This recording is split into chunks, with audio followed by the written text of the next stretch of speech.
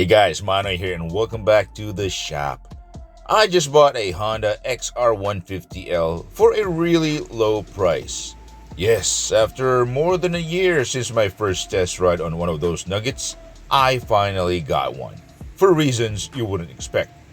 In this video, I will share with you what's up with this bike in hopes of educating you on what to expect when buying a used unit.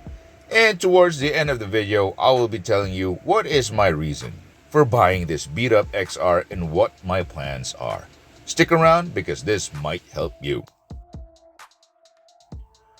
Alright, this is a 2016 Honda XR150L with 41,000 kilometers on it. I bought it super cheap because, well, as you can see, it's pretty beat up, but still in running condition. Clearly, this has been abused by its previous owner and a lot of things are going on with this one. What do you think I paid for it? Leave a comment below. Anyway, what is going on with this bike? As you can see, the front wheel was changed to a 17. The stock front rim was 19, by the way. Clearly, this is an attempt at turning it into a motard or supermoto.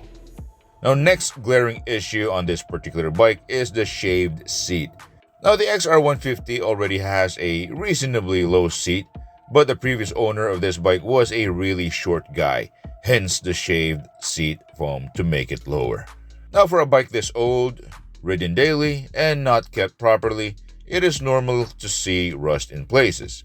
This one is no exception. If you are thinking of getting a used XR150, look at the triple trees, frame welds, and swing arm. This one exhibits all of those crusty bits.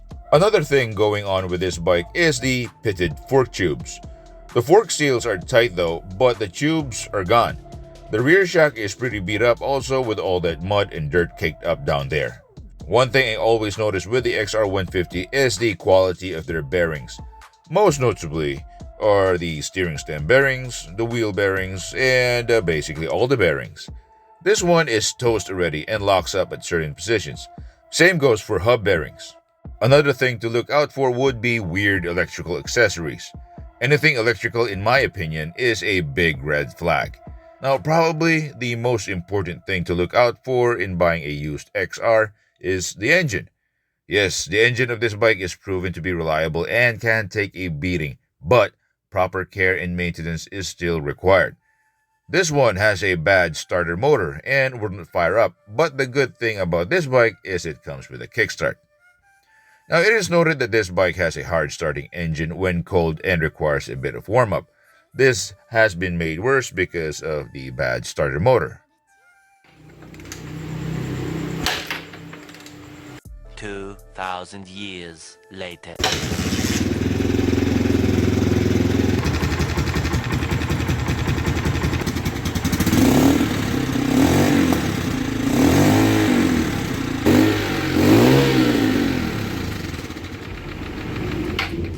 Clearly, something wrong is going on with this engine.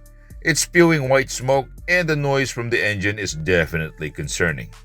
Now, this video is not a review of the XR150. It is unfair to use this bike as an example to generalize the XR150, regardless of who you are, what the condition is. This is more of a guide to show to you what to look out for when buying a used one. Clearly, the bike that I just bought is an example of a poorly maintained unit. Now, at this point, you might be wondering why I bought this bike in the first place. Despite its condition, I still went ahead and bought it anyway. So if you have been following my channel, you know for a fact that I turn dirt bikes into supermotos and street bikes into scramblers or whatever. The XR150 is one of them. And in the past couple of months, I have been getting orders for supermoto wheels for this bike. Not just from locals here in the Philippines, but also from you guys who live overseas. This XR serves as a test unit to fit the wheels I build and make sure that I get all the clearances right before I ship them to you. Yes, I have notes on all of the measurements, but nothing beats an actual test fit. It is an investment on my part so I can provide the best quality as possible. So if you have plans of getting XR150L supermoto wheels, let me know. I can ship anywhere basically in the world, not just in the Philippines. And these two wheels that I have here are bound for the US. So yeah, through DHL, of course. So what are my plans for this bike? Well, one thing is certain, I will be installing a bunch of different wheels on this bike, and I might turn it into something else, and of course ride it around. One thing I have in mind already is a big bore kit to make it faster. Anyway, that's all I have for you today. Like this video and subscribe to my channel if you find value in what I do here. Leave a comment below if you have any suggestions on what I should do to this bike. As always, see you next time. Bye.